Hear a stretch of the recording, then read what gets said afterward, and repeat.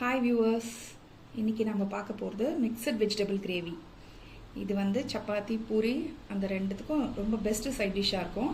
இதுக்கு தேவையான பொருட்கள் என்னென்னு ஃபஸ்ட்டு பார்த்துருவோம். முதல்ல தாளிக்கிறதுக்கு கொஞ்சோண்டு சோம்பு, 2 பீஸ் பட்டை, ஒரே ஒரு பிரிஞ்சி இலை, இது போதும். கடுகு அதெல்லாம் தேவையில்லை இதுக்கு. அதுக்கப்புறம் பூண்டு 4-5 பல், 2 வெங்காயம் கட் பண்ணது, தக்காளி ஒரு 2, லாஸ்ட்டாக மேலே தூவுறதுக்கு கொத்தமல்லி.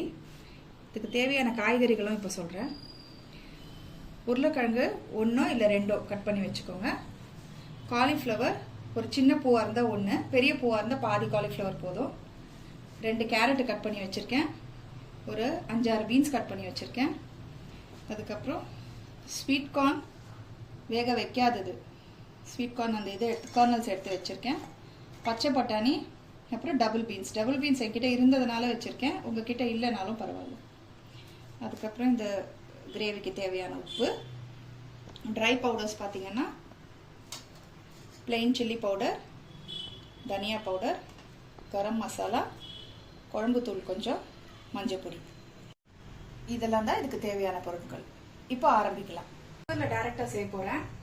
குக்கரில் ஒரு 2 டேபிள் ஸ்பூன் எண்ணெயை ஊற்றிட்டு எண்ணெய் சூடானதும் இந்த சோம்பு, பட்டை, பிரிஞ்சி இலை அதெல்லாம் தாளிச்சிடலாம்.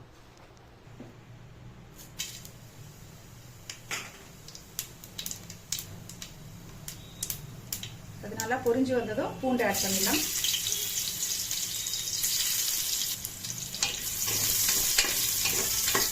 போட்டுக்கிறேன். நல்லா வதக்கி விடணும்.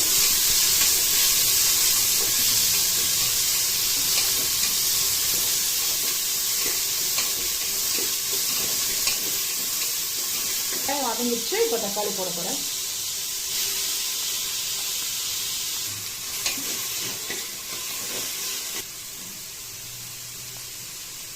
இப்போ இந்த கிரேவிக்கு தேவையான மசாலா பொருள் எல்லாருமே சேர்த்துடலாம். ஒன்றா சேர்த்துடலாம் எல்லாத்தையும். தக்காளி வதங்கும் போது ஒன்றா சேர்ந்து வதங்கிடுச்சுன்னா பச்சை வாசனை அப்படியே போயிடும்.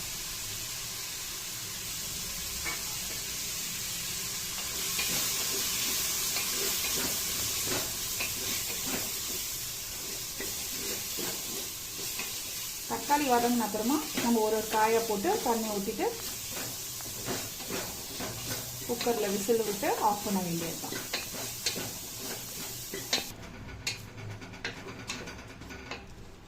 இப்போ கொஞ்சம் தண்ணி ஊற்றி இந்த கிரேவி கொஞ்சம் நல்லா பச்சை வாசனை போகிற அளவுக்கு, இப்போ இந்த மசாலா பச்சை வாசனைலாம் போகிற அளவுக்கு நல்லா வதக்கி விட்டாச்சு. தக்காளியும் நல்லா வதங்கியிருக்கு.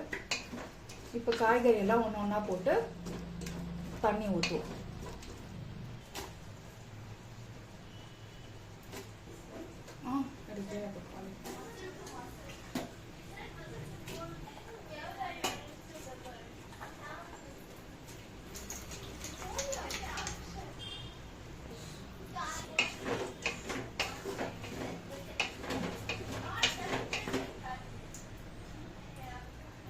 இந்த டிஷ்க்கு தேவையான உப்பு போட்டு தண்ணியை ஊற்றிட்டு மூடிடலாம்.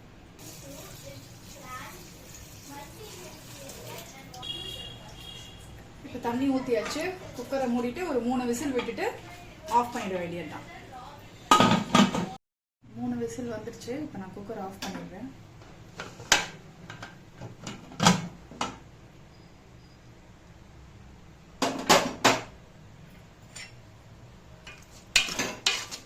இப்போ காய்கறி எல்லாம் வெந்துருச்சு. கிரேவி நல்லா கெட்டி ஆயிடுச்சு.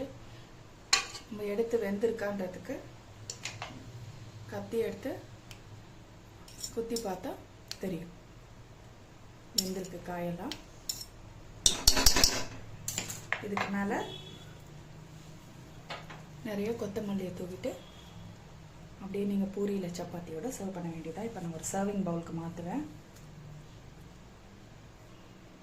உங்ககிட்ட இருந்ததுன்னா நீங்கள் கசூரி மேத்தி தூவிக்கலாம். என்கிட்ட இருக்குது, அதனால நான் போடுறேன். இது நான் தேவைப்படுற பொருள்களில் சொல்லலை, ஏன்னா இது அவசியம் கிடையாது.